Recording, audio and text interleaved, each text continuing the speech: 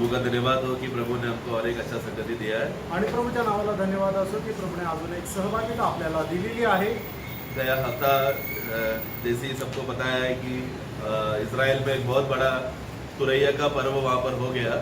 आणि ज्याप्रमाणे मागच्या आठवड्यामध्ये सांगितलं की इस्रायलामध्ये खूप मोठा एक सण साजरा केला तुतारीचा। और बहुत भाई लोगों ने का ये विश्वास था कि क्योंकि इज़राइल अभी इतना बड़ा युद्ध में जा रहा है, ऐसा हो सकता है कि शायद प्रभु का आगमन ये उत्सव में शायद होगा करके। आणि पुष्कळ भाव लोकांना असं वाटत होतं की इस्रायल आता खूप मोठ्या युद्धामध्ये जात आहे, तर या सणामध्ये प्रभूचे आगमन होऊ शकतं। तो हम अभी भी यहाँ पर है, मतलब मंडली यहाँ पर अभी तक है, मतलब प्रभु का हो हमें रहस्य आगमन में उठा ले जाने का समय अभी तक आया नहीं है, उसका मतलब। आणि प्रभूची मंडळी अजून आहे, याचा अर्थ हा झाला की प्रभूच्या त्या रहस्य आगमनामध्ये अजून उचलल्या जाण्याची वेळ नाही आली। ये अवस्था को सुनकर मैं अपने आप को बोलता हे प्रभु धन्यवाद, मतलब मेरे अंदर अभी भी बहुत से बातें बाकी है सुधरने के लिए और मन फिरने के लिए आपने अवसर दिया, इसलिए हे प्रभु धन्यवाद। आणि मग हे समजल्यानंतर मी प्रभूला धन्यवाद दिला की माझ्या जीवनामध्ये अजूनही पुष्कळ अशा गोष्टी आहे की ज्याच्या संबंधाने मला मन परिवर्तन करायचं आहे। और ये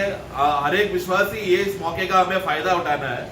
आणि प्रत्येक विश्वासणाऱ्याने या संधीचा आपल्याला फायदा घ्यायचा आहे। हमें निराश नहीं होना है प्रभु क्यों नहीं आए, क्योंकि प्रभु तो अपने समय पर निर्धारित समय पर आएगा। आणि आपल्याला निराश न व्हायचं की प्रभु का नाही आला, तर प्रभु आपल्याला नियुक्त वेळेमध्ये येईल। परंतु हमें क्या करना है, जब तक प्रभु नहीं आता तब तक एक तैयारी के साथ, एक समर्पण के साथ जीना है। आणि जोपर्यंत प्रभू येत नाही तोपर्यंत आपण एक तयारीसह आणि एक समर्पणासह जीवन जगायचं आहे। जैसे बहन वाक्य पढ़ते समय में वहां पर पौलुस के विषय में एक छोटा गवाही उन्होंने दिया कि पौलुस जो है अपना प्राण के विषय में नहीं सोचा, लेकिन पूरे मन से सुसमाचार के विषय के लिए एक अच्छा दौड़ दौड़ा करके हमने सुना। आणि प्रेषित पौलाने आपल्या जीवाची पर्वा न करता सुवार्ते करता त्याने एक उत्तम धाव धावली। तो मतलब अपना प्राण के विषय में चिंता नहीं किया, मतलब क्या, अपना प्राण के जीवन के लिए जो भी उसको लाभदायक लगता था वो सब उसको हटाकर कूड़ा कचरा समझा और आत्मिक उन्नति के लिए वो दौड़ा। आणि मग त्याच्या जीवाकरता जे उत्तम होतं ते सर्व काही त्याने केर कचरा समजला आणि ते टाकून दिलं आणि आत्मिक उन्नती करता तो चालला। जो अपना प्राण को मूल्य समझकर ये प्राण को बचाना है करके जीने का कोशिश करेगा तो वो खोएगा। आणि जो कोणी आपला जीव वाचू पाहिल तो त्याला नष्ट करेल। क्योंकि अपना प्राण को हमें नफरत करना है, हमें बैर करना है, उसको दूर रखना है। कारण आपण आपल्या जीवाचा द्वेष करायचा आहे। जितना हम अपना प्राण को नफरत करेंगे उतना उस प्राण का उद्धार होगा। आणि जेवढा जास्त आपण आपल्या जीवाचा द्वेष करू तेवढं जास्त आपण जीवाच्या तारणामध्ये वाढत जाऊ। हमने नया जन्म के विषय में भी हमने देखा, हम क्या समझते हैं हम नया जन्म के विषय में। आणि नवा जन्म संबंधाने आपण काय समजतो कि मैं एक पापी हूँ, मेरा आत्मा अभी भी मरा हुआ है, अगर मुझे पापी से अगर हटकर स्वर्ग में जाना है, परमेश्वर का बेटा बनना है तो नया जन्म होना होगा। आणि मी एक पापी आहे, अजूनही माझा मनुष्याचा जो आत्मा आहे तो मृत अवस्थेमध्ये, आणि जर मला स्वर्गामध्ये जायचंय तर मला नवा जन्म प्राप्त करायचा आहे। तो उसके लिए मेरा पाप का स्वभाव को मुझे नफरत करना पड़ेगा। आणि त्याच्याकरता माझा पापाचा जो स्वभाव आहे त्याचा मला द्वेष करावा लागेल। तो पाप से अगर मैंने नफरत करके ही तो ही मैं प्रभु का उस उद्धार का, उस क्रूस का कार्य को मैं प्रेम करूंगा। आणि जर मी पापाचा द्वेष केला तरच त्या तारणाचा अनुभव मी घेऊ शकेन। क्योंकि मैं पाप से नफरत करके, पाप से मैंने अगर प्रेम करता रहा तो मैं प्रभु का बलिदान को वैल्यू नहीं दूंगा मैं। आणि मी जर पापावर प्रेम करत राहिलो तर प्रभूचं जे बलिदान आहे त्याला महत्व देणार नाही। क्योंकि प्रभु का बलिदान क्या करता है, वो मेरे पाप की वजह से मरा, मुझ पापी ने प्रभु को क्रूस में टंगाया करके। ये आत्मा जब हमको बोध्य देते समय में हम अपने आप को और हमारा पाप का स्वभाव को हम नफरत करते हैं। आणि मग ज्या वेळेला आत्मा या गोष्टीच्या आपल्याला प्रेरणा देतो की मज पाप्या करता प्रभू येशू ख्रिस्त त्या वधस्तंभावर मेला, त्या वेळेला आपण पापाचा द्वेष करतो। उसी रीति तो हमने हमारा स्वयं या अपना पापी स्वभाव को जब हमने नफरत किया, वैसा हमको आत्मा का उद्धार मिला। आणि ज्या वेळेला आपण आपल्या पापी स्वभावाचा द्वेष केला त्या वेळेला आपल्या आत्म्याचं तारण झालं। उसी रीति से हम अपना प्राण को जब अप्रिय जानते हैं तब हमारा प्राण का उद्धार होगा। आणि त्याचप्रमाणे ज्या वेळेला आपण आपल्या जीवाला अप्रिय जाणतो त्या वेळेला आपल्या जीवाचं तारण होईल। और फिर ये शरीर, ये एक मरणहार देह है, ये शरीर नहीं है असली शरीर तो वो है जो प्रभु हमको महिमा में देगा बोलकर अपने शरीर को भी हम लोग उस रीति से, मतलब कोई लोग अपना शरीर को बहुत जान से प्रेम करता है, उस रीति से ना, लेकिन लेकिन वचन के अनुसार, चाहे मुझे कोड़े भी खाना पड़े, चाहे मुझे लोग गाली भी दे या मार खाए, तो भी मैं प्रभु का सत्य के लिए खड़ा रहूंगा बोलकर अपने शरीर को भी नफरत करेगा, तो क्या देखकर नफरत कर रहा है? क्योंकि मुझे एक दिन महिमादायक शरीर मिलेगा इसके लिए। आणि आपलं हे जे शरीर आहे ते देवाने मातीपासून बनवलं की जे एक दिवस नष्ट होणार आहे, म्हणून आपण आपल्या शरीरावर प्रेम न करता आपण त्याचा द्वेष करायचा आहे की जेणेकरून प्रभु देणारं ते गौरवयुक्त शरीर आपण प्राप्त करू। तो जो श्राप के वजह से हमारा आत्मा, प्राण और ये शरीर जो पाप के वजह से दबकर परमेश्वर के खिलाफ होया हुआ, ये हमारा आत्मा, प्राण और शरीर, इस तीनों को जैसा हम लोग नफरत करते हैं, उसके हिसाब से प्रभु ने हमको नया आत्मा, नया प्राण और एक नया शरीर प्रभु ने हमको तैयार करके रखा है। आणि ज्या वेळेला आपण आपला शरीर, आपला जीव आणि आपला आत्मा यांचा द्वेष करतो, त्यावेळेला प्रभु त्याचं तारण आपल्याला ते देतो। तो ये आत्मा का प्रकाश है। जब नया जन्म के द्वारा जब हमको नया आत्मा मिला, उस प्रकाश में हम लोग ये बातों को समझकर ग्रहण करते हैं। आणि मग ज्या वेळेला आपल्याला प्रभूचा नवा आत्मा मिळतो, त्यावेळेला आपण त्या प्रकाशनामध्ये चालतो।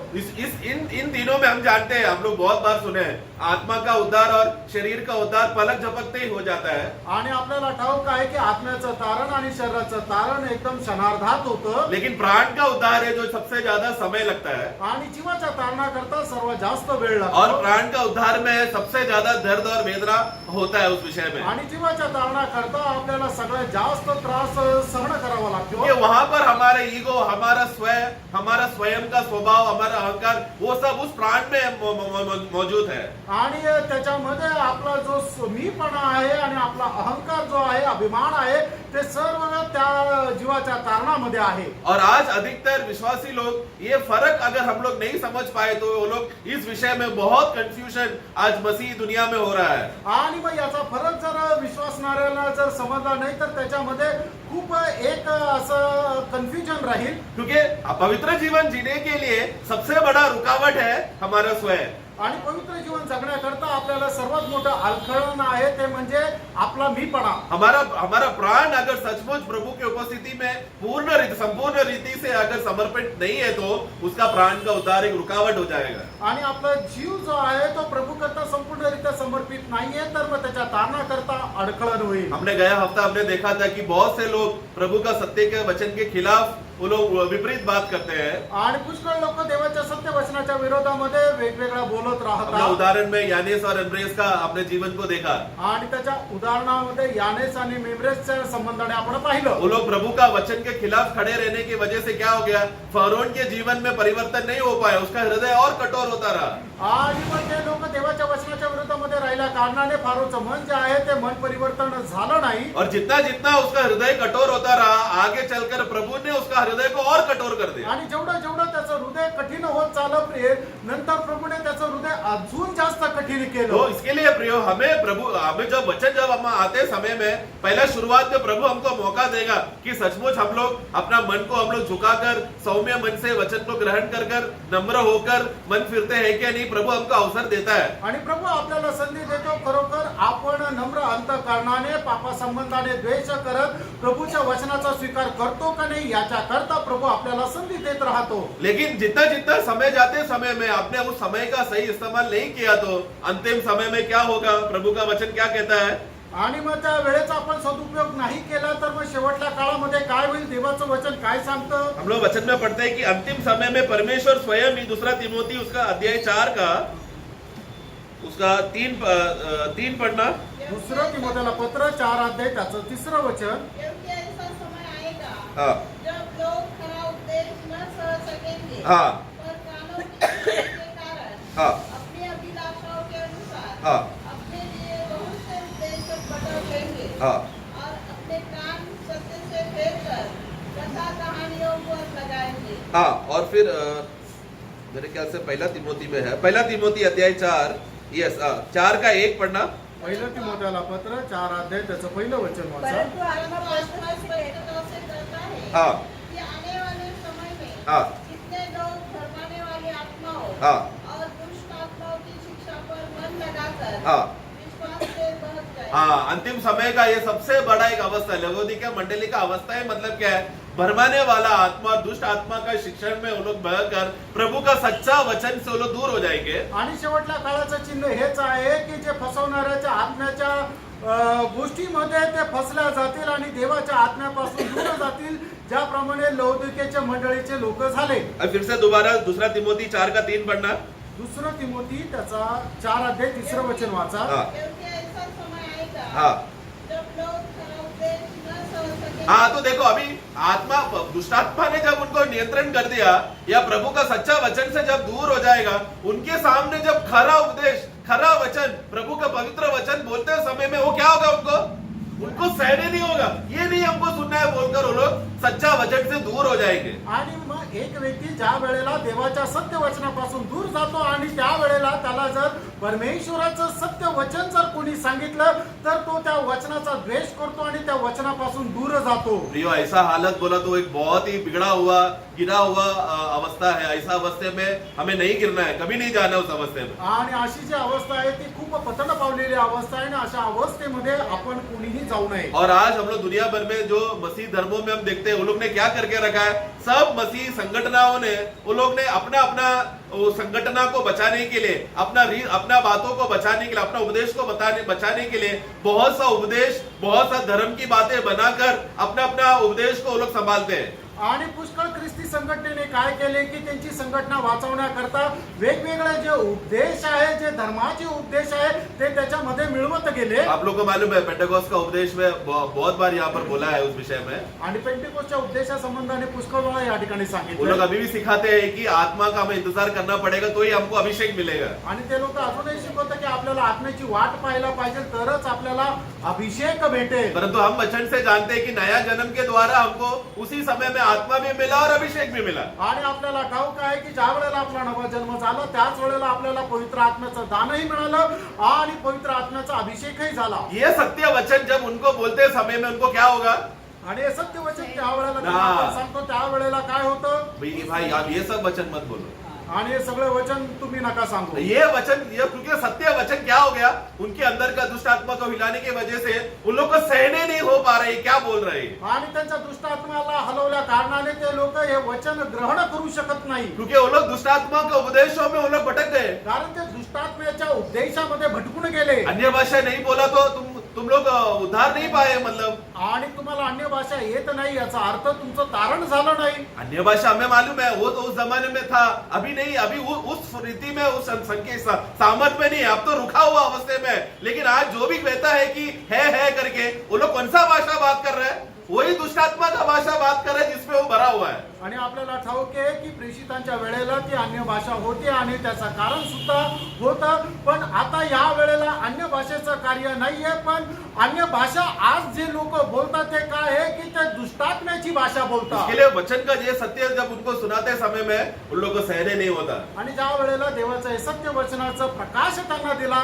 जातो त्या वेळेला ते ग्रहण करत नाही. तो फिर वो लोग कहाँ जाएंगे, आणि मग त्या वेळेला ते कुठे जातील? वो लोग अपने आप को ऐसे उपदेशकर्ताओं को ढूंढेंगे जो उनको कान का खुजली वाला वचन बोले। आणि मग ते असे उपदेशक शोधतील की जेणेकरून त्यांच्याद्वारे येणारं वचन त्यांच्या कानाकरता चांगलं राहील. लेकिन ये वचन सुनने के द्वारा, सच्चा वचन सुनने के द्वारा वो लोग ने थोड़ा समय निकालकर बाइबल पढ़ा होता, वचन का अगर थोड़ा अभ्यास किया होता, उधर ही का उधर उनको स्वतंत्र मिलता था, एक आजादी मिलता था, छुटकारा मिलता था। आणि मग हे त्यांचं वचन ऐकण्याच्या अगोदर त्यांनी बायबल मध्ये देवाचं वचन काय सांगतं हे जर शोधलं असतं, जाणलं असतं, तर त्याच वेळेला त्यांचं तारण झालं असतं. पौलुस थिस्सलुनीका मंडली से भी एक अच्छा मंडली बरनबे के लोग हैं करके प्रेरितों का कार्य 17 अध्याय में वहां पर इन लोगों के बारे में कहता है। प्रेषित त्याच्या 17 अध्यायामध्ये प्रेषित पौल थिस्सलुनीकराच्या मंडळी संबंधाने सांगत आहे.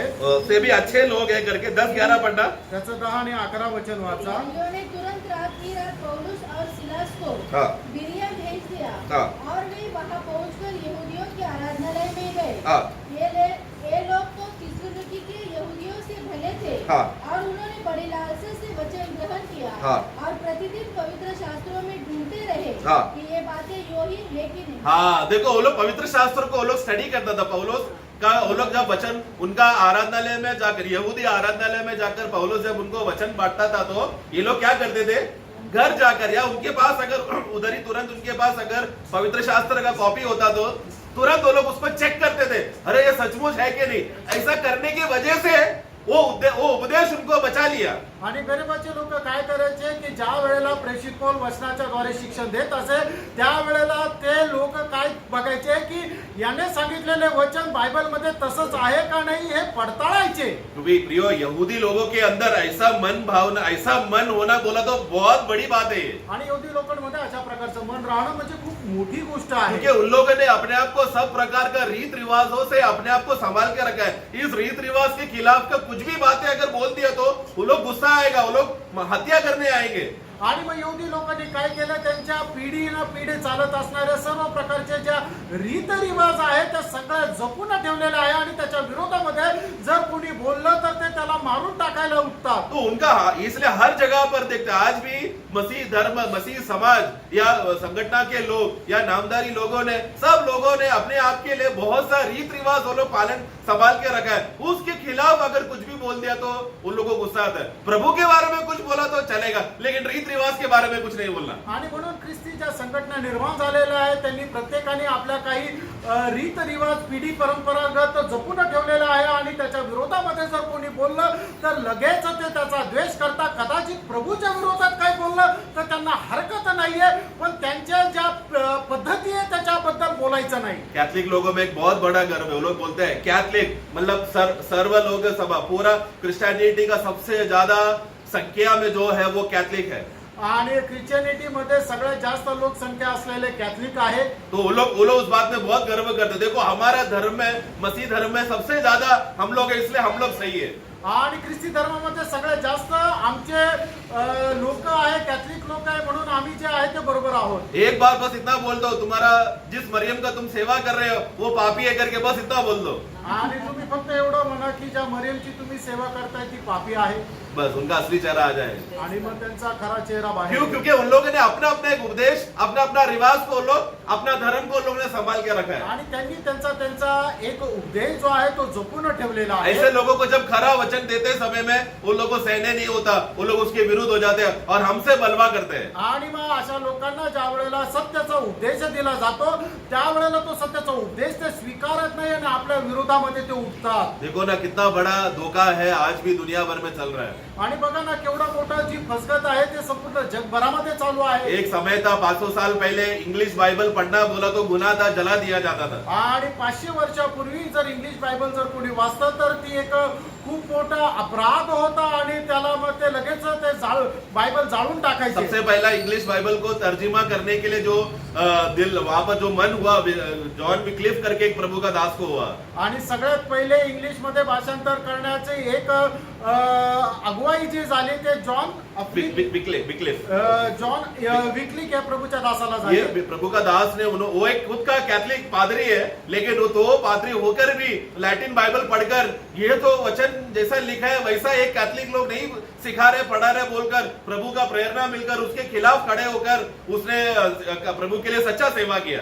आणि मग तो प्रभूचा दास तो कॅथलिकचा एक फादर होता, पण त्याने पाहिलं लॅटिन बायबल वाचला आणि मग त्याला समजलं की प्रभूचं सत्य वचन वेगळं आहे आणि हे लोक जे शिकवतात ते सगळं वेगळं आहे। म्हणूनच त्याने काय केलं की लॅटिन भाषेमधून त्याला इंग्लिश मध्ये भाषांतर केलं। उस समय ऐसा जमाना है जहाँ पर राजा से भी ज्यादा अधिकार पोप को रहता था। आणि त्यावेळची तो काळ असा होता की राजाही पेक्षा मोठा अधिकार जो आहे तो पोपला असायचा। पोप को बस वो मतलब उसने अगर एक सिफारिश कर दिया कि इसको मृत्यु दंड दे दो तो राजा भी उस मृत्यू दंड को बदलने का अधिकार उसके पास नहीं रहेगा। पोप ने बोला तो उसको मृत्यू दंड देना ही पड़ेगा। आणि पोपने हुकूम काढला की याला मरण दंड द्या, तर मग त्याने काढलेल्या हुकुमाच्या विरोधामध्ये राजा सुद्धा जाऊ शकत नव्हता। तो ये विक्लिफ को उस समय में सारा कैथलिक समाज के लोगों को विक्लिफ के ऊपर बहुत गुस्सा था। आणि संबंध कैथलिक समाजाच्या लोकांचा विक्लिफच्या विरोधामध्ये खूप असा रोष होता। उसने बाइबल और बहुत सी किताबों को उसने इंग्लिश में तर्जुमा कर सच्चाई क्या है बोलकर उसने लिख के रखा था। आणि मग बायबलचं अधिक अजून जास्त पुस्तक जे आहे ते त्याने इंग्लिश मध्ये भाषांतर करून लिहून ठेवली होती। और वो उम्र की वजह से उनका मृत्यू हो गया आणि मग तो वयोवृद्ध होऊन मेले। लेकिन 40 साल तक, उनके मरने के 40 साल तक जो कैथलिक लोगों का गुस्सा ठंडा नहीं हुआ। आणि ते मेल्यानंतर सुद्धा 40 वर्ष कॅथलिक लोकांचा राग जो आहे तो शांत नाही झाला। 40 साल तक वो लोग हर एक विक्लिफ का एक एक चेले को ढूंढ ढूंढ कर वो लोग घर घर में घुसकर उनका परिवार को, उनके सेवकों को, सबको वो लोग ने मार डाला। आणि 40 वर्षापर्यंत विक्लिफचे जे काही सेवक होते, त्याचे शिष्य होते, त्यांना शोधून शोधून त्यांना घरात जाऊन मारून टाकलं। घर घर में घुस के, और उनके पास जितना भी पुस्तक, विक्लिफ ने जो पुस्तकें लिखा था, जो बाइबल लिखा था, वो सबको जला दिया। आणि विक्लिफने जी पुस्तकं आणि बायबल लिहिलेली होती ते सर्व त्यांनी जाळून टाकली। उस गांव में जिस गांव में विक्लिफ को गाड़ा गया था, उस गांव का जो बड़ा पादरी है, उसको तभी भी चैन नहीं मिल रहा कि सारा चेले मर गए करके। आणि मग ज्या गावामध्ये विक्लिफला पुण्यात आलं होतं, त्या गावाचा जो पादरी आहे तरी त्याला असं वाटत नव्हतं की सगळे शिष्य मेले। मतलब मर गया तो भी उसका गुस्सा ठंडा नहीं हो रहा है। आणि सगळे शिष्य मेले तरी त्याचा राग जो आहे तो शांत नाही झाला। देखो 40 साल हो गया तब तक, आणि तोपर्यंत 40 वर्ष झाले। ये पादरी क्या बोलता है मालूम है? आणि हा पादरी काय म्हणतो माहिती उसने उसका सारा सेनाओं को लेकर आकर जहां पर विक्लिफ का लाश गाड़ा गया था उसको खुदवाया। आणि मग त्याने काय केलं की सर्व सैन्य घेऊन आला आणि ज्या ठिकाणी विक्लिफला पुण्यात आलं होतं त्या ठिकाणी त्याने खोदलं और उसका वो शव, वो हड्डी जो सब उठाकर जलाया। आणि ते सर्व हाडं काढले आणि जाळले। और उसका उस राख को 5-6 टुकड़ा करके अलग अलग जगहों पे जाके नदी में बहा दिया। आणि त्याची जी राख आहे ते 5-6 वेगवेगळ्या नद्यांमध्ये त्याने ती सोडली। गुस्सा देखो। आणि तो राग बघा। सिर्फ एक गलती उसने किया है जो उनके नजर में है कि उसने बाइबल को इंग्लिश में तर्जुमा किया। आणि फक्त त्यांना असं एकच चूक त्या विक्लिफ संबंधाने वाटली की त्याने लॅटिन भाषेमध्ये असलेलं बायबल इंग्लिश मध्ये भाषांतर उसका केलं। 30-40 ये घटने के 30-40-50 साल के बाद कैसे एक कॉपी एक वो कैथलिक का पादरी के पास आ गया, एक कॉपी। आणि त्याच्या 40-50 वर्षानंतर त्या बायबलची एक प्रत जी आहे एका कॅथलिक फादरला मिळाली। उसका नाम है जॉन हस।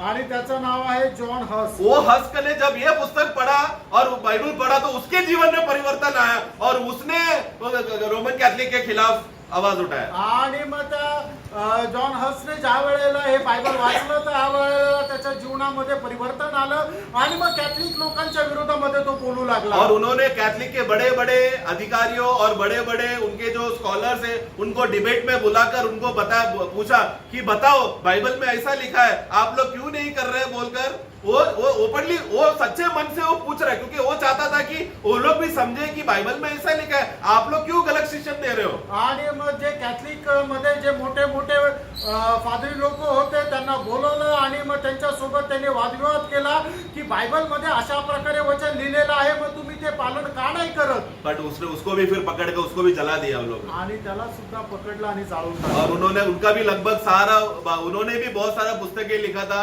वो पुस्तकों को उसी आग में पुस्तकों को जलाया जिस आग में जॉन हस जल रहा था। आणि ज्या अग्नीमध्ये जॉन हसला जाळत होते त्याच अग्नीमध्ये त्यांनी लिहिलेली सर्व पुस्तके टाकून जाळून टाकली। उसमें से एक कॉपी आया मार्टिन लूथर के पास। आणि त्याच्यापैकी एक प्रत मार्टिन लूथरला भेटली। वहां से आया प्रोटेस्टेंट का सबसे बड़ा आंदोलन शुरू हुआ। आणि तेव्हापासून प्रोटेस्टंटचं मोठं आंदोलनाला सुरुवात झाली। कैसा प्रभु ने कार्य किया देखो ना। आणि प्रभूने कसं कार्य केलं बघा। प्रभु ने अपना बाइबल, अपना वचन और अपना खरा उपदेश को कैसे कैसे अंधकार के युग में भी प्रभु ने बचा बचा कर एक एक दासों को इस्तेमाल करके, और आज हम लोग जिस बाइबल को हम लोग गर्व से हम लोग थामे रखे हैं वो इतना बड़ा कष्ट से गुजरा है प्रियो। आणि परमेश्वराने आपलं जे सत्य वचन आहे ते कशा प्रकारे जपून ठेवलं आणि ते जपून राहण्याकरता कशा कशा प्रकारे त्याने आपल्या दासाला नियुक्त केलं आणि त्यांनी कशा प्रकारे या वचनाकरता आपला जीव दिला आणि आज आपल्या हातामध्ये जे प्रत आहे ती अशा प्रकारे या सर्व गोष्टीच्या द्वारे आपल्याला भेटलेली आहे। ये बाइबल भी ये केवल एक किताब है, लेकिन ये किताब भी हजारों साल का कष्ट और उपद्रव और सतावट से गुजरा हुआ और एक परखा हुआ एक पुस्तक है। आणि हे बायबल जे आहे ते एक पुस्तक आहे आणि त्या पुस्तक सुद्धा मिळण्याकरता किंवा बनवण्याकरता हजारो वर्ष हजारो लोकांनी त्रास सहन केले। प्रियो, ये बाइबल अगर इतना कष्ट सह रहा है तो असली वचन जो हमारे हृदय का पटरी में लिखा हुआ है, हमें कितना अधिक प्रभु का वचन के लिए खड़े रहना है। आणि बायबल जर एवढं कष्ट सहन करतं तर जे परमेश्वराचं सत्य वचन जे आपल्या हृदयरूपी पटलावर लिहिलेलं आहे ते आपण किती जास्त कष्ट सहन करायला पाहिजे। ये तो केवल अक्षर है, लेकिन अक्षर का असली आत्मा हमारा मनों में, हृदय में लिखा हुआ है। आणि हे फक्त अक्षर आहे, पण त्याचं खरं प्रतिबिंब जे आहे, खरं रूप जे आहे ते आपल्या हृदयावर लिहिलेलं आहे. इसलिए उस असली और खरा वचन के लिए हमें कितना अधिक प्रभु के उपस्थिति में खड़े रहकर ये संसार में के लोगों के सामने हमें गवाह बनकर सेवा करना है। आणि मग त्या खऱ्या उपदेशाकरता आपण किती सत्यतेने लोकांसमोर सेवा करायची आहे. तो इसके लिए जो सबसे बड़ा रुकावट है, जो रीत रिवाज जो हम लोगों ने हमारे समाज में हम लोग ने बना के रखा है, आणि याच्याकरता असणारं सर्वात मोठं अडथळे म्हणजे ज्या रूढी परंपरा आपल्या समाजाने बनवून ठेवलेल्या आहेत. यहाँ पर गलतिय मंडली में भी वहां पर यही विषय वहां पर हुआ। आणि गलातीकराच्या मंडळीमध्ये सुद्धा हाच प्रकार झाला. पहला हम लोग 2:21 हम पढ़ेंगे। आणि गलातीकराचं पत्र 2 अध्याय आणि त्याचं 21 वचन आपण पहिले वाचू. परमेश्वर के अनुग्रह को व्यर्थ नहीं ठहराता, हाँ, क्योंकि यदि व्यवस्था के द्वारा धार्मिकता यदि व्यवस्था के द्वारा, व्यवस्था मतलब यहूदी लोगों ने जो क्रिया कर्में जो बना के रखा है, उस क्रिया कर्मों के द्वारा अगर मैं धार्मिकता हासिल करता हूं तो मसीह का मरना व्यर्थ होगा. मसीह का मरना व्यर्थ है। आणि जर नियमशास्त्राच्या द्वारे जर मी हे सगळं काही धारण करतो तर मग ख्रिस्ताचं मरण व्यर्थ आहे. देखो अध्याय बाद में बनाया है, लेकिन पौलुस एक ही अक्षर में कंटिन्यूस लिखा था। आणि अध्याय जे आहे ते नंतर वेगवेगळे करण्यात आले, पण पौलाने जे लिहिलं होतं ते निरंतर असं एक निबंध रूपाने लिहिलेलं तो होतं. उसमें कंटिन्यूस जब लिखते समय में उसका मन में क्या है, धार्मिकता जो है व्यवस्था की वजह से नहीं आया है करके वो साबित कर रहा है। आणि नीतिमत्व जे आहे ते व्यवस्थेच्या मुळे नाही आलं, ते या गोष्टीला प्रगट करत आहे. तो फिर उसके बाद 3:1 से वो गलती मंडली को डांट रहा है। आणि त्याच्या 3ऱ्या अध्याय त्याच्या पहिल्या वचनापासून मग तो गलातीकराच्या मंडळीला रागवत आहे. 1 से 5 तक पढ़ना। 1 ते 5 वचन वाचा. मेरे निर्बुद्धि गलतियों, हाँ किसने तुम्हें मोह लिया है? हाँ तुम्हारी तो मानो आंखों के सामने यीशु मसीह क्रूस पर दिखाया गया। हाँ, मैं तुमसे केवल यह जानना चाहता हूँ केवल ये जानना चाहता हूँ। कि तुमने आत्मा को क्या व्यवस्था के कामों से हाँ। या विश्वास के समाचार से पाया? हाँ, एक मिनट। हाँ, हम लोग आत्मा कैसा पाया? आणि आपल्याला आत्मा कसा मिळाला? 40 दिन इंतजार करके आणि 40 दिवस वाट पाहून हमारे अंदर शरीर में थोड़ा गुदगुदी जैसा लगा, शॉक ट्रीटमेंट आया, अचानक हमारे बाल खड़े हो गए, तब आत्मा हमारे अंदर घुसा, तभी हुआ क्या? आणि आपल्या शरीराला काहीतरी स्पर्शाची जाणीव झाली, आपले जे केस आहे ते उभे राहिले आणि मग त्यावेळेला आपल्याला आत्मा मिळाला, असं झालं का? लोग गवाही देते हैं, मुझे जब मैंने यीशु के नाम में प्रार्थना किया तो मुझे करंट लगा, मतलब तभी मुझे आत्मा मिला ना, ऐसा लोग पूछते हैं लोग। आणि लोक अशा प्रकारे साक्ष देतात की ज्या वेळेला येशूच्या नावामध्ये मी प्रार्थना केली त्यावेळेला मला एक शॉक बसल्यासारखा झाला आणि त्यावेळेला मला आत्मा मिळाला. ये पवित्र आत्मा हमारे शरीर पे नहीं कार्य करता, मनुष्य आत्मा में कार्य करता है।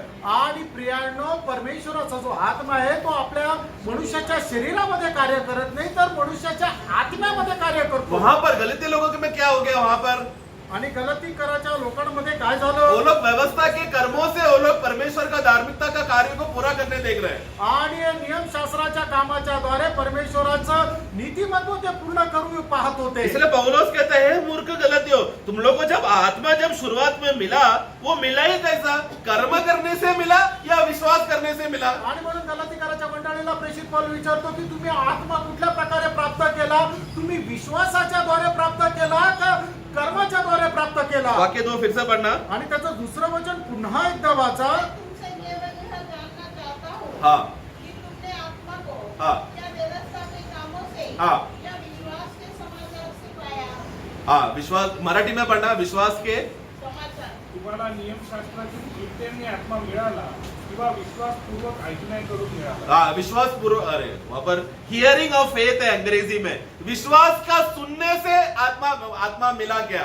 आणि विश्वासाच्या ऐसा संबंधाने है? ऐकण्याने ऐक- तुम्हाला तो मिळाला का? समझ, विश्वास को सुनने से, विश्वास को एक व्यक्तित्व वहां पर दिया है। आणि विश्वास जो आहे तो एक व्यक्तित्व म्हणून दाखवलेला आहे. विश्वास को वर्ब क्रिया करके नहीं बोला है, नाउन बोला है वहां पर। आणि त्या ठिकाणी विश्वास जो आहे ते एक क्रियापद नाहीये, तर विश्वास जो आहे ते एक व्यक्तित्व आहे. हाँ, उसका रोमियो का पुस्तक, हमको ये वाक्य सब मालूम है, 10वां अध्याय में वहां पर विश्वास कैसा आया करके उसका 10 का 17 पढ़ना। रोम त्याचा 10 ते 17 वचन वाचा. हाँ अतः विश्वास सुनने से हाँ, विश्वास आया। विश्वास को हाथ पैर है क्या?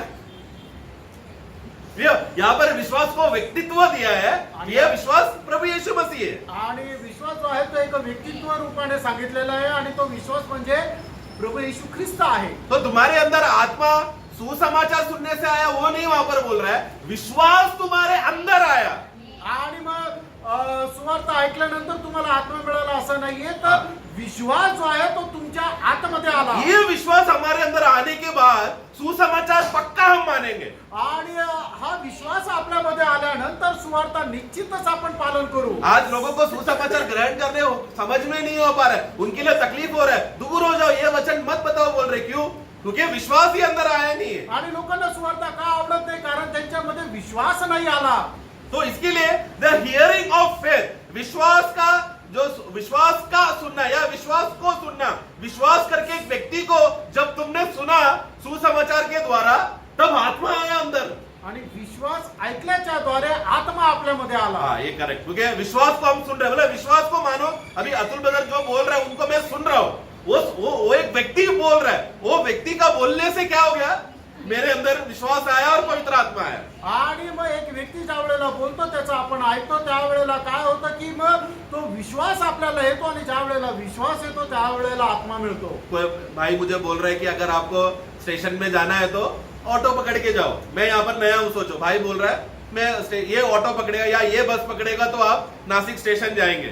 आणि मी या ठिकाणी नवीन आहे आणि नाशिक रोडच्या स्टेशनला जायचं विचारलं, त्यांनी सांगितलं की ही बस पकडली तर तुम्ही तिथे जाणार. तो उनका वो शब्द क्या हो गया, मैंने सुनकर उधर और बस में भी लिखा है नासिक स्टेशन, तो उनका वो बोलने से मैं क्या, मुझे पूरा भरोसा हो गया कि ये बस पक्का नासिक स्टेशन में ही जाएगा. आणि त्यांच्या बोलण्यावर मी ज्या वेळेला विश्वास केला की निश्चित त्या वेळेला मला या गोष्टीची निश्चितता झाली की निश्चितच ही बस जी आहे ती नाशिक रोडला जाईल. जो लोग हम लोग एक समय में पाप और अधर्म के कार्य में हम लोग मरे हुए थे, एफएससी 2:1 में हम पढ़ते हैं. आणि तिसकाराचं पत्र दुसरा अध्याय आणि त्याच्या पहिल्या वचनाच्या अनुसार पाप आणि अनितीमुळे आपण मृत अवस्थेमध्ये होतो. ऐसा मरे हुए हालत में कोई कितना भी सुसमाचार सुनो या ट्रैक पढ़ लो या बाइबल भी पढ़ो, उद्धार उसमें तब तक नहीं आएगा जब तक विश्वास उसके अंदर नहीं आता. आणि अशा प्रकारे मनुष्याचा आत्मा मेलेल्या अवस्थेमध्ये त्याने कितीही वचन वाचा, कितीही ट्रॅक वाचा, तरी सुद्धा त्याच्यामध्ये आत्मा येणार नाही, त्याचं तारण होणार नाही जोपर्यंत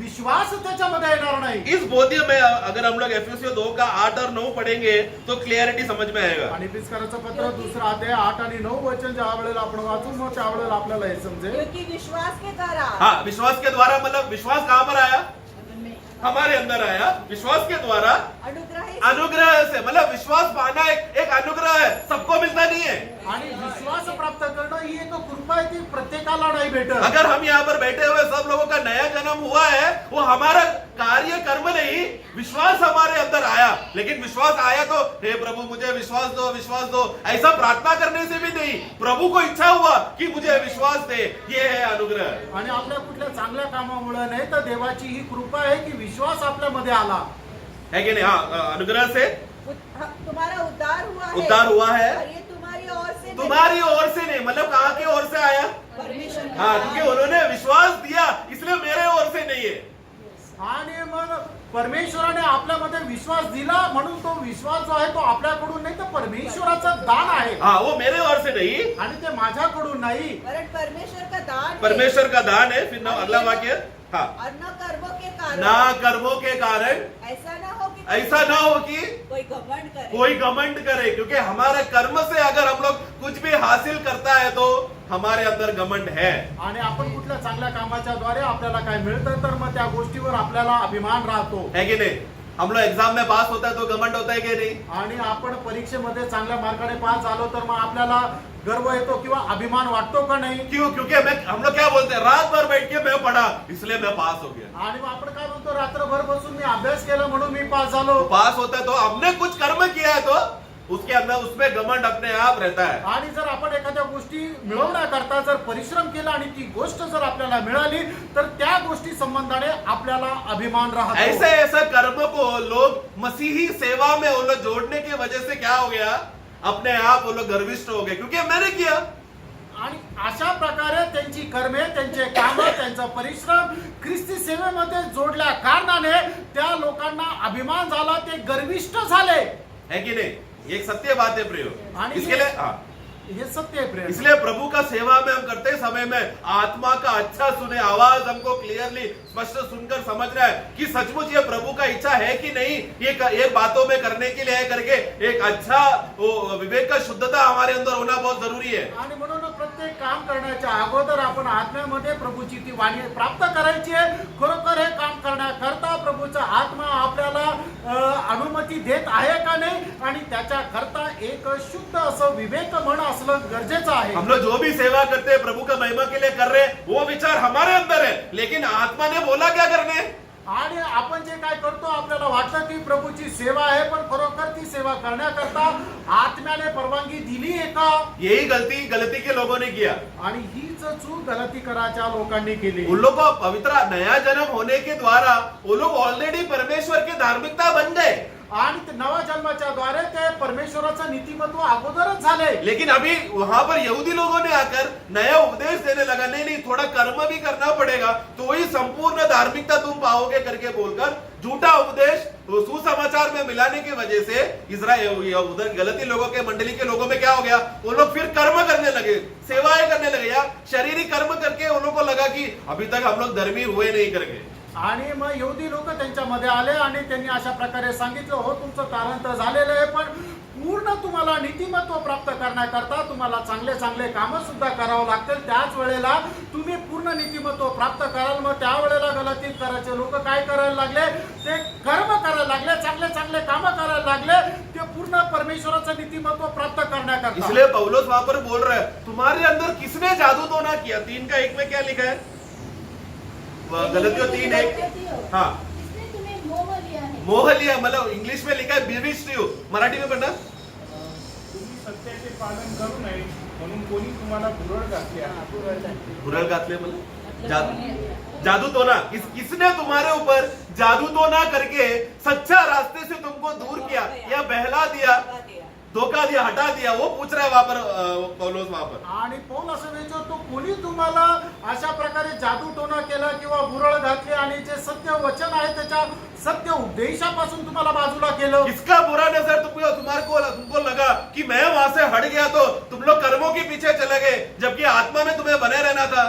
आणि कोणाची ती वाईट नजर तुम्हाला लागली की जेणेकरून मी तुमच्यापासून दूर गेल्यानंतर तुम्ही कर्माच्या पाठीमागे जाऊ लागले। 3 का 3, त्याचा 3रा अध्याय 3रं वचन। क्या तुम ऐसे निर्बुद्धि हो? क्या तुम लोग ऐसे निर्बुद्धि हो गए हो क्या। ये आत्मा की रीति पर आरंभ करके हाँ देखो, आत्मा के अनुसार हमने जो भी काम शुरू किया, मतलब नया जन्म आत्मा में हुआ, प्राण का आत्मा का उद्धार जो आत्मा में शुरू हुआ है, उसी के बाद को प्राण का उद्धार का आगे बढ़ने के लिए भी किसका मदद चाहिए, यही आत्मा जो हमारे अंदर आया है उसका मदद चाहिए। आणि आपलं जे तारण झालेलं आहे ते आत्म्याचं तारण त्या आत्मा आपल्यामध्ये आल्याच्या द्वारे झाले, आणि आपल्या जीवाच्या तारणाकरता सुद्धा आत्म्याची गरज आहे। ये आत्मा क्यों आया, आणि आत्मा का मिळाला, हम लोग को वो पूर्णता संपूर्णता में पहुंचाने के लिए ना। आणि आपल्याला त्या परिपूर्णतेपर्यंत तो पोहोचवण्याकरता। हम लोग के अंदर जब प्रभु का जीवन आने की वजह से परमेश्वर की नजर में हम लोग ऑलरेडी संपूर्ण हो चुके हैं, आणि परमेश्वराचं ते जीवन आपल्यामध्ये आल्यानंतर परमेश्वराच्या दृष्टीने आपण परिपूर्ण झालेलो आहोत। परंतु हमारे ये शरीर का ये पाप में शरीर के वजह से क्या हो गया, हमारे अंदर वो एहसास अभी तक आया नहीं कि हम उस पूर्णता में पहुंचे। उस पूर्णता का दौड़ में अभी भी हमारे तरफ से हम दौड़ रहे हैं। आणि आपण या पापमय शरीरामध्ये राहिल्या कारणाने अजूनही आपल्याला त्या गोष्टीची जाणीव झाली नाहीये की आपण पवित्रतामध्ये परिपूर्णता प्राप्त केलेली आहे, आणि म्हणूनच आपण ते प्राप्त करण्याकरता धावत आहोत। हम लोग पवित्र होने के लिए नहीं दौड़ रहे, पवित्र है इसलिए दौड़ रहे हैं। आणि पवित्र होण्याकरता नाही धावत आहे, आपण पवित्र आहे म्हणून धावत आहे। क्योंकि पवित्रता इंग्लिश में होलीनेस एंड सैंक्टिफिकेशन करके शब्द है, हिंदी में सब जगह पे पवित्रता ही करके लिखा है, क्योंकि एक अलगवाई और शुद्ध पवित्रता है।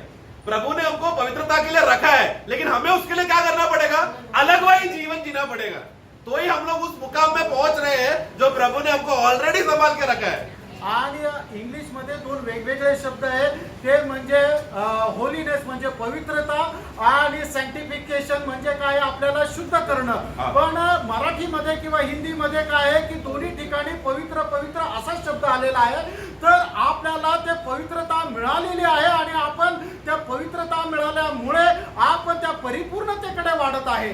प्रभु ने जब पत्रोस का पैर धोया तो प्रभु ने एक बात वहां पर कहा आणि प्रभूने पेत्राचं हा. पाव धुत असताना एक गोष्ट त्या ठिकाणी म्हटली. वो यूहन्ना का सुसमाचार 13 अध्याय में पत्रोस ने जब यीशु को रोका कि प्रभु आप मेरा पैर नहीं धोना, आणि मग ज्या वेळेला पेत्राने प्रभू येशू ख्रिस्ताला थांबवलं की तू माझे पाय नको धू. क्यों ऐसा क्यों पत्रोस ने रोका? आणि पेत्राने का थांबवलं आप लोग को मालूम है, तुम्हाला ठाऊक आहे. क्योंकि घर का नौकर ही हमेशा पैर धोता है. आणि घरामध्ये जो नोकर आहे तोच पाहुण्यांचे पाय धुतो. यहूदियों के रिवाज के अनुसार नौकर मतलब वो है कि जो गुलाम है. आणि यहुदीयांच्या नियमाच्या अनुसार जो घरातला गुलाम आहे तोच ते पाय धुण्याचं काम करतो. गुलाम को पगार नहीं मिलता, आणि गुलामाला पगार नाही भेटत. उनको शायद दोपहर का खाना या रात का खाना नहीं मिलेगा, आणि कदाचित दुपारचं किंवा रात्रीचं जेवण त्याला भेटणार नाही. उनको सोने के लिए बिस्तर नहीं है, आणि झोपण्याकरता त्यांना बिछाना नाहीये. ओढ़ने के लिए उनके पास ब्लैंकेट नहीं है कि ठंडा है तो एक सब कुछ भी सुविधा उनके अंदर नहीं है. आणि त्यांना अशा कुठल्याच प्रकारच्या सुविधा नाहीये. घर में चप्पल नहीं पहन सकते, घरामध्ये चप्पल नाही घालू वो शकत. लोग कोई भी सोना चांदी अंगूठी घर में नहीं पहन सकता, आणि कुठल्याही प्रकारचे आभूषण घरामध्ये घालू शकत और घर नाही. का कोई महंगा कपड़ा वो लोग नहीं डाल सकता. आणि ते चांगल्या प्रतीचे कपडे परिधान नाही करू शकत. जो गोनी उनको मालिक ने पहला दिन दिया वही गोनी को धो कर फटते रहेगा तो भी चलेगा, नंगा है तो भी चलेगा, उसी को संभाल के पहना, गोनी को पहनना है उन लोग. आणि मग जे गुणपाठ मालकाने दिलेलं आहे ते शेवटपर्यंत तेच गुणपाठ वापरायचंय. ते खराब झालं तर तेच धुवायचे पण तेच वापरायचंय. वहां पर मैं कल्चर में बता रहा हूं उन लोग का. आणि मग ती रीत तुम्हाला सांगत वो आहे. कल्चर ऐसा है कि इसीलिए पत्रोस, अरे प्रभु ये तो गुलाब का काम है, आप मेरा पैर मत धो. मतलब वो कल्चर में क्या हो गया, वो समझ रहे हैं आप, वो पॉइंट समझो वहां पर पत्रोस का दिल को बात को समझो. आणि पेत्र प्रभू येशू ख्रिस्ताला थांबवण्याच्या पाठीमाग पेत्राच्या मनामध्ये असलेलं जे काही विचार आहे, ती धारणा आहे, ती समजून घ्या की यहुदीच्या रीतीप्रमाणे असणारं जे काही रीत आहे ती रीत त्याच्या डोक्यात आहे, म्हणून तो प्रभू येशू ख्रिस्ताला थांबवत आहे. लेकिन प्रभु वहां पर क्या कहता है, आणि त्या ठिकाणी प्रभू काय म्हणतो, प्रभु को कोई शर्म नहीं है पैर धोने का. आणि प्रभूला पाय धुण्यासाठी काही लाज मतलब नाही. यहूदियों का रीज एक गुलाम बनकर से, इसीलिए तो हम लोग फिलिपियों का पुस्तक 2 अध्याय में पढ़ते हैं ना कि वो केवल मनुष्य बनकर आया नहीं, मनुष्य में भी गुलाम बनकर आकर क्रूस पे आज्ञाकारी होकर मरा. आणि फिलिप्पीचं पत्र 2 अध्यायामध्ये आपण पाहतो की प्रभू येशू ख्रिस्त फक्त गुलाम म्हणून आला असं नाहीये, तर मग नाही, मनुष्य बनून नाही, फक्त मनुष्यामध्ये मनुष्य- हा, फक्त तो मनुष्य होऊन आला असं नाहीये, तर तो मनुष्यामध्येही गुलाम होऊन आला. आणि सगळ्यात पापी मरण म्हणजे ते वधस्तंभाचं मरण त्याने आपल्यासाठी सहन केलं. गुलाम मतलब सबसे नीचा जाती है.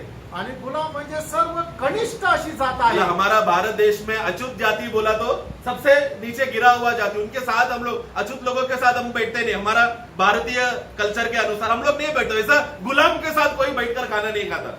आणि भारतीय नियमांच्या अनुसार जे अच्युत जातीचे लोक आहेत ते सगळ्यात घृणित असं आहे, त्यांच्यासोबत कोणी संगती करत नाही.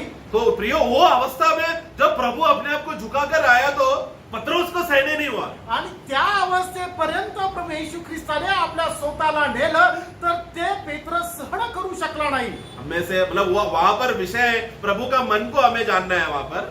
आणि त्या ठिकाणी प्रभूचं मन आपल्याला जाणायचंय. क्योंकि उस समय में सारे चेले लोग झगड़ा कर रहे थे कि हम में से बड़ा कौन है. आणि त्यावेळेला सर्व शिष्य लोक भांडण करत होते की आपल्यापैकी मोठा कोण आहे. प्रभु कहता है कि जो अपने आप को बड़ा होना चाहता है तो सबसे पहला छोटा बनो. आणि प्रभू असं म्हणतो की जो कोणी आपल्याला मोठा करू पाहतो त्याने सगळ्यात पहिले आपल्याला सगळ्यांचा दास गुलाम तो बनवायचा. सबसे छोटा मतलब सबसे पहला गुलाम बनो. आणि सगळ्यात पहिले आपण गुलाम और बनायचं. वो एक ऐसा सेवा वहां पर करना, आणि एक अशी सेवा त्या ठिकाणी वहां पर करायची. उसका 7 और 8. त्याचं 7 आणि 8 वचन. यीशु ने उसको उत्तर दिया, हाँ. जो मैं करता हूँ हाँ. तू उसे अभी नहीं जानता. देखो वहां प्रभु एक आत्मिक भेद वहां पर समझाना चाहता है कि मैं अभी जो कर रहा हूं वो तुम लोग नहीं समझोगे. आणि त्या ठिकाणी प्रभू एक आत्मिक रहस्य सांगत आहे की मी जे आता करत आहे ते तुम्हाला नाही समजणार. हाँ. परंतु इसके बाद समझेगा. बट थोड़ी देर का क्यों, क्योंकि आत्मा आएगा ये सब बातें समझाएगा. आणि आत्मा येईल आणि मग या सर्व गोष्टी तुम्हाला सांगेल. हाँ. पतरस ने उससे कहा, हाँ. तू मेरे पाँव कभी न धोने पाएगा. हाँ. यह सुनकर यीशु ने उससे कहा, हाँ. यदि मैं तुझे न धोऊं, हाँ. तो मेरे साथ तेरा कुछ भी साझा हाँ देखो, अगर प्रभु ने आकर हमारा पैर नहीं धोया तो हमें प्रभु के साथ का सहभागी नहीं होगा। आणि हे प्रभूने येऊन आपले पाय धुतले नाही तर मग आपली प्रभू सोबत सहभागिता राहणार नाही. उधर वो ये है, वो भेद वहां पर समझ रहा है आणि जे रहस्य आहे ते त्या ठिकाणी समजून कि घ्यायचे. प्रभु अगर अपने आप को दास बनाकर, गुलाम बनाकर आकर क्रूस में आकर वो अगर नहीं मरा तो मुझे और प्रभु के साथ का संगति कभी नहीं होगा. वो पॉइंट वहां पर बताने जा रहा है. आणि प्रभू येशू ख्रिस्त गुलाम होऊन जर आपल्या करता त्या वधस्तंभावर मेला नाही तर मग आपली प्रभू सोबत कुठल्याही प्रकारची सहभागिता राहणार नाही.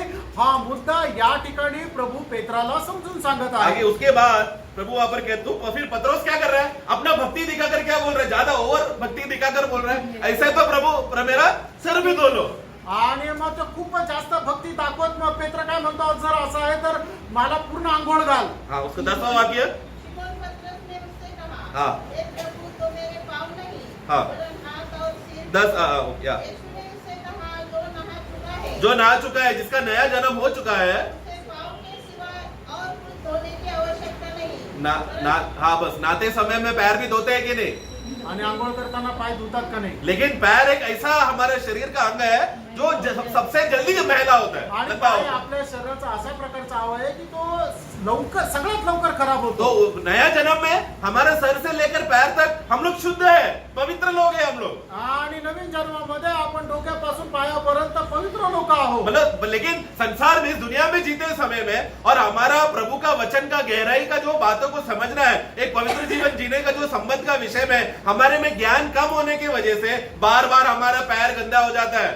आणि एक पवित्र जीवन जगत असताना पवित्र जीवना संबंधाने ज्ञान कमी असल्या कारणाने वारंवार आपले पाय जे आहे ते खराब होत राहतात. इसलिए कोई नहीं, पहला यूहन्ना में कहता है, पहला अध्याय में, कोई ऐसा नहीं कहना कि मुझ में पाप नहीं है. जो ऐसा कहता है वो परमेश्वर को असत्य बनाता है. आणि असं कोणी म्हणू नये की माझ्या काही पाप नाही. जो कोणी असं म्हणतो तो परमेश्वराला खोटा ठरवतो. क्योंकि नया जन्म होने के बाद भी पैर गंदे होने का अवसर आ सकता है. हम लोग भटक सकते हैं, संसार में जा सकते हैं, गिर सकते हैं.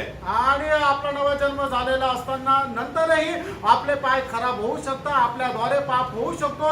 आपण जगामध्ये भटकू शकतो. तो बाकी उधर के 12 चेले लोगों ने भटक गए वो लोग. आणि 12 शिष्य ते भटकले. क्या किस आधार पर भटके वो लोग? आणि कुठल्या आधारावर ते भटकले? कि मैं प्रभु के दाहिने और मैं बैठूंगा, सबसे बड़ा चेलों में मैं हूं करके प्रभु के सामने वो लोग कंपटीशन करके अपने आप को बड़ा करने के वजह से प्रभु ने जो क्रूस का रास्ता जो उनको बताया उससे वो लोग दूर हो गए. आणि मग ते काय करू लागले की या शिष्यांमध्ये सगळ्यात मोठा शिष्य मी आहे म्हणून प्रभूच्या उजवीकडे मी बसेल, अशा प्रकारे ते एकमेकांमध्ये वादविवाद करू लागले. ऐसा करने की वजह से क्या हो गया? प्रभु के साथ का सहभागिता से वो लोग दूर होते जा रहे हैं. आणि असं केल्याच्या द्वारे प्रभू सोबत असणारी जी सहभागिता आहे त्याच्यापासून ते दूर जात क्योंकि प्रभु का सहभागिता का और संगति का खासियत क्या है? अपने आप को झुकाते रहे, बड़ा नहीं करना. आणि प्रभू सोबत असणारी जी सहभागिता आहे त्याचं एक मोठं वैशिष्ट्य काय आहे की असा व्यक्ती स्वतःला प्रभू प्रमाणे नम्र नम्र नम्र करत तो राहील. जो काम हमने आत्मा में हमने शुरू किया, वो आत्मा का काम शुरू किया मतलब किसने करवाया हमारे अंदर? हाँ, मतलब किया मतलब प्रभु ने आकर हमको पूरा स्नान करवाया. आणि प्रभूने येऊन आपल्याला संपूर्ण आंघोळ घातली. हम लोग ने खुद से नहीं नहाया प्रियो, आणि आपण स्वतःहून नाही आंघोळ घातली. क्योंकि मरे हुए लोग नहा सकते हैं क्या? आणि ते मेलेले ते आंघोळ करू शकता का? मरा हुआ आदमी अपना दुर्गंध को सुनकर बोलेगा, अरे मुझमें बहुत बदबू हो रहा है, ऐसा एक मरा हुआ आदमी बोलेगा क्या? मेलेला मनुष्य असं म्हणेल की माझा खूप वास येतोय. एक मरा हुआ आदमी बोलेगा क्या मैं पापी हूँ? एक मेलेला मनुष्य म्हणेल का मी पापी आहे. लेकिन आत्मा आकर बोलेगा तू पापी है. आत्मा येऊन म्हणेल की मी पापी आहे. तब विश्वास हमारे अंदर आएगा, तब मैं बोलूंगा हाँ मैं पापी हूँ. आणि त्यावेळेला विश्वास आपल्या आतमध्ये येईल आणि मग त्यावेळेला आपण या गोष्टीची मान्यता देऊ की मी पापी आहे. इसलिए विश्वास प्रभु का वचन को सुनने से आता है. आणि म्हणून विश्वास कसा येतो? देवाचं वचन ऐकल्याच्या हमारे द्वारे. जीवन में जब भी हम लोग बाइबल स्टडी करते हैं, हम लोग प्रभु का वचन सुनने आए हैं. आणि मग ज्या ज्या वेळेला आपण बायबल स्टडी करण्याकरता येतो त्या वेळेला ते परमेश्वराचं वचन ऐकण्याकरता इसलिए येतो. प्रभु ने कहा मैं जब जाने के बाद तुम लोग आपस में क्या करना? संगती करणार. हाँ, मतलब यहाँ पर हमने अभी यूहन्ना 13 में पढ़ा है, यहूदी रिवाज के अनुसार उन लोग को एक दूसरे का पैर धोना था. आणि मग या ठिकाणी प्रभू येशू ख्रिस्ताने सांगितलं मी गेल्यानंतर तुम्हीही असंच करा. मतलब म्हणजे क्या? एकमेकाचे पाय धुवा. मतलब क्या? मैं बड़ा हूं करके ऐसा स्वभाव नहीं करना। मी मोठा असा स्वभाव राहू नये. ये सब बातें बोलने के बाद युदास जाने के बाद प्रभु फिर एक नया आज्ञा वहां पर देता है। आणि हे सर्व गेल्यानंतर यहूदा तिथून निघून गेल्यानंतर प्रभू एक नवीन आज्ञा हमने देतो. उसके लिए ये चारों सुसमाचार साथ में पढ़ेगा तो मालूम पड़ेगा कि युदास इस्करियोत वहां पर नहीं था। उसका 2 मिनट में ले रहा हूं। तुम मुझे पूर्ववत प्रभु कहते हो। उसका 30 हाँ 26 में वहां पर युदास इस्करियोत के या यूहन्ना में है 26 से 30 तक पढ़ेगा तो युदास इस्करियोत रोटी लेकर फिर चला गया। आणि मग त्याचं योहान त्याचा 13 अध्याय 26 ते 31 वचनापर्यंत जर आपण पाहिलं तर मग यहूदा इस्करियोत जो आहे ते भाकर खाल्ल्यानंतर निघून गेला. तो वहां पर जो यहूदी धर्म का जो भी विषय था वो वहां पर हटने के बाद अभी वहां पर सिर्फ मंडली वहां पर बैठा है। आणि मग यहूदी धर्माचा जो काय रीत होती ती सर्व बाजूला गेल्यानंतर त्या ठिकाणी फक्त यहूदी आहे. अभी वहां पर मंडली का रीत आते समय में 34 में प्रभु एक नया आज्ञा देता है। आणि त्याच्या 34 वचनामध्ये प्रभू येशू ख्रिस्त त्यांना एक नवीन आज्ञा देत आहे. पढ़ना एक नई आज्ञा देता हूँ हाँ। कि तुम एक दूसरे से प्रेम रखो। बस ये किसका नया आज्ञा है? आणि नवीन आज्ञा कोणाची आहे? पुराना आज्ञा कौन सा था? आणि जुन्या आज्ञा काय होती? वो अपने परमेश्वर से नहीं ये प्रियो हम लोग बाइबल का वो 13 अध्याय का कॉन्टेक्स्ट से नहीं हटा। प्रभु वहां पर 13 अध्याय में ही तुम लोग एक दूसरे का पैर धोना करके बोला ना, तो वो पुराना आज्ञा है, वो पुराना नियम का आज्ञा है। जब नया नियम स्थापना किया तो प्रभु क्या बोला? तुम लोग कर्म में नहीं प्रेम में तुम लोग एक दूसरे का सेवा करना। आणि मग प्रभूने पहिली आज्ञा काय दिली होती? जुनी आज्ञा काय दिली होती की ज्याप्रमाणे मी तुमचे पाय धुतले त्याचप्रमाणे तुम्हीही एकमेकांचे पाय धुवा. पण नवीन मंडळीमध्ये आल्यानंतर प्रभूने नवीन आज्ञा दिली की तुम्ही कर्माच्या द्वारे नाही तर तुम्ही एकमेकावर प्रेम करत जा, ही नवीन आज्ञा दिली. क्योंकि प्रेम क्या करता है? संपूर्णता है, सब बात में पूर्णता लाता है। आणि प्रेम जे आहे ते सर्व गोष्टीची पूर्तता आहे. उसमें पैर धोना गलत नहीं है, आज भी पैर धो लिया बोल के कुछ गलत नहीं कर रहे हैं। आणि आजही आपण पाय धुतले म्हणजे चुकीचं केलं असं नाहीये. लेकिन पहला कोरिंथी 13 अध्याय याद करके पैर धोना। आणि पहिले करंथीकरांचं पत्र 13 अध्याय हे आठवण करत तुम्ही पाय धुवा. यदि मैंने किसी का पैर धोया लेकिन प्रेम नहीं तो आणि जर मी कोणाचे पाय धुतले आणि माझं जर त्याच्यावर प्रेम नाही तर, हम लोग एक दूसरे को प्रेस लौट दिया लेकिन प्रेम नहीं है तो आणि एकमेकांना आपण प्रेस लॉर्ड दिलं आणि जर प्रेम नाही तर, सब बातों में प्रेम, आणि सर्व गोष्टीमध्ये प्रेम. क्योंकि प्रेम संपूर्णता है। कारण प्रेम जे आहे ती परिपूर्णता आहे. उस प्रेम को इसलिए प्रभु कटोरा लेकर का ये नया नियम का वाचा है जो मैं तुम लोगों को देता हूँ, जिसमें पूरा प्रेम भरा हुआ है। कटोरा घेऊन प्रभूने म्हटलं की हे नवीन कराराचं रक्त आहे की हे जे तुमच्यासाठी सांडलं जात इसलिए आहे. पौलुस को बहुत बुरा लगा, इसलिए वो गुस्से में बोल रहा है, हे मूर्ख। किसी को मूर्ख बोलना बोला तो कोई छोटी मतलब उतना हर्ट, उतना दुख हुआ पौलुस को, इसके लिए उसको मूर्ख गलातियों बोलना पड़ा। आणि मग ज्या वेळेला पौलाने पाहिलं की गलातीकराचे लोक पुन्हा कर्माच्या पाठीमागे जाऊ लागले, त्या वेळेला पौलाला खूप दुःख झालं आणि आवेशाने त्यांना म्हटलं, हे मूर्ख गलात्यांनो, जो बात प्रभु ने इतना मेहनत करके, प्रभु ने कष्ट सहकर, खून पसीना बहाकर, बलिदान होकर हमें मेहनत करके नए नियम में लाया, तुम लोग वापस पुराने नियम में जा रहे हो। आणि प्रभूने एवढं कष्ट दुःख सहन यातना सहन करत आपल्याला त्याने आपल्या करता त्याने आपला प्राण दिला आणि आपल्याला नवीन करारामध्ये घेऊन आलंय, त्यावेळेला ते पुन्हा त्या जुन्या करारामध्ये जात आहे. एक लास्ट वाक्य गलातियों 3:4 गलातीकराचं पत्र 3 अध्याय त्याचं 4 वचन. क्या तुमने इतना दुख व्यर्थ उठाया, हाँ, परंतु कदाचित व्यर्थ नहीं। कि मैंने तुम्हारे लिए 4 वचन. गलातीकराचं पत्र 3 अध्याय 4 वचन. 3 और 4 पढ़ना साथ में। क्या तुम ऐसे निर्बुद्धि हो हाँ कि आत्मा के रीति पर आरोप करके अब शरीर के रीति पर अंत करोगे? हाँ क्या तुमने इतना दुख व्यर्थ नहीं उठाया? हाँ, तुम लोगों ने मतलब वहां पर लो मैं जो सोचा वो नहीं है। या उसका अध्याय 4, वो 4 में सॉरी उसका 4 का 11 गलातीकराचं पत्र 4 अध्याय 11 मैं वचन. तुम्हारे विषय में डरता हूँ मैं तुम्हारे विषय में डरता हूँ। कि ऐसा न हो हाँ। कि जो परिश्रम मैंने तुम्हारे लिए किया है हाँ। वो व्यर्थ ठहरे। हाँ, मतलब पौलुस ने गलती मंडली के लिए जो परिश्रम किया वो बोझ पौलुस के अंदर क्यों आया? क्योंकि यीशु ने हमारे लिए परिश्रम किया था।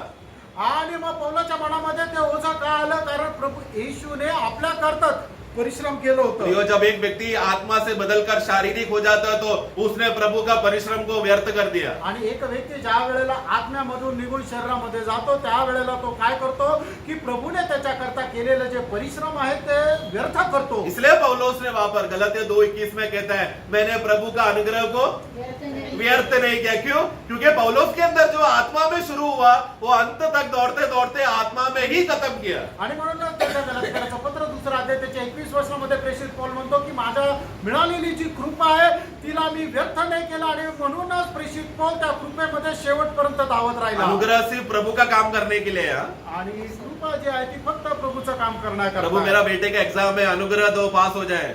आणि प्रभू माझ्या मुलाची परीक्षा आहे तू कृपा कर की तो पास हो. प्रभु क्रूस में हमारे लिए इसके लिए मरा कि हमारा बच्चे एग्जाम में पास हो जाए। आणि प्रभू येशू ख्रिस्त आपल्याकरता यासाठी वधस्तंभावर मेला की आपल्या मुलांनी परीक्षेत पास व्हावं. ज्ञान का सही ज्ञान नहीं होने की वजह से हम लोग कैसा कैसा प्रार्थना करते हैं प्रभु। आणि योग्य ज्ञान नसल्या कारणाने आपण कशा प्रकारे प्रार्थना करतो. अनुग्रह सिर्फ उद्धार के लिए है। आणि कृपा जी आहे ती फक्त तारणा करता हमारे संसार का कुछ बातों का कमाई के लिए नहीं होना चाहिए। आणि जगाच्या काही गोष्टी मिळवण्याकरता ती नसायला क्यों? पाहिजे. क्योंकि हमारा रिवाज है, थोड़ा अनुग्रह डाल दो तो प्रभु खुश हो जाएगा सोचते हैं। आणि मग त्याच्यामध्ये कृपा जर टाकली तर प्रभू खुश होईल. हम लोग आत्मा में नहीं प्रार्थना करते, रिवाज के अनुसार प्रार्थना करते हैं। आपण आत्म्यामध्ये राहून प्रार्थना नाही करत तर एक रीती रिवाजाप्रमाणे प्रार्थना इसलिए करतो. प्रियो, एक सच्चा मन के साथ प्रभु की उपस्थिति में अपने आप को जांचे प्रियो।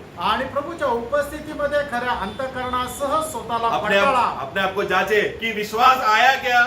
आणि स्वतःला पडताळा की माझ्यामध्ये विश्वास आला का. क्या सचमुच में प्रभु का बच्चे हो गए क्या? आणि खरोखर मी देवाचा पुत्र झालोय का. वचन कहता है कि तुम हो, आणि देवाचं वचन सांगतं की तुम्ही आहे. लेकिन हमारे अंदर शंका नहीं आना चाहिए इस विषय में। आपल्यामध्ये या विषय संबंधाने शंका नकोय. हम लोग को पूर्ण बोध्य हमारे अंदर होना चाहिए कि मैं सचमुच में प्रभु का बेटा हूँ। आणि आपल्यामध्ये या गोष्टीचा दृढ विश्वास असला पाहिजे की हो मी परमेश्वराचा पुत्र आहे. मैं बेटा हूँ मतलब मैं आत्मा में मेरा नया जन्म हुआ। आणि मी मुलगा आहे याचा अर्थ माझा आत्म्यामध्ये नवा जन्म झाला. तो जो आत्मा में शुरू हुआ, हे प्रभु आप उसको पूरा करने के लिए, आत्मा में पूरा करने के लिए आपका सहायता हमेशा, प्रभु का सहायता हमेशा हमारे अंदर है। आणि आत्म्यामध्ये आपल्याला चालू राहण्याकरता प्रभूचं सहाय्याची गरज आहे. प्रभु हम सबको सहायता करे। आणि प्रभू आपल्या सर्वांना सहाय्य करो.